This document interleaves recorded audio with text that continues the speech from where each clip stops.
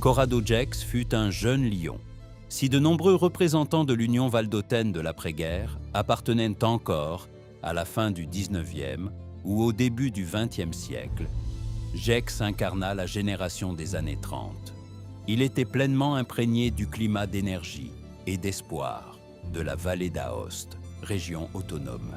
Son allure juvénile, sa sympathie et sa profonde culture ancrée dans les racines de la vallée s'alliaient à une dimension littéraire et à l'audace de l'homo novus qui prenait la vie à bras-le-corps.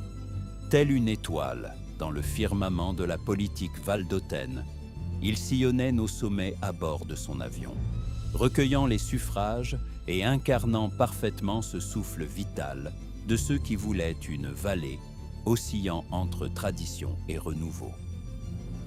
Ce parcours brillant, tant en politique que dans le cœur des Valdôtains, fut brisé par le tragique et funeste événement de la plaine de Céva, où son avion s'écrasa au sol avec ses malheureux compagnons de voyage.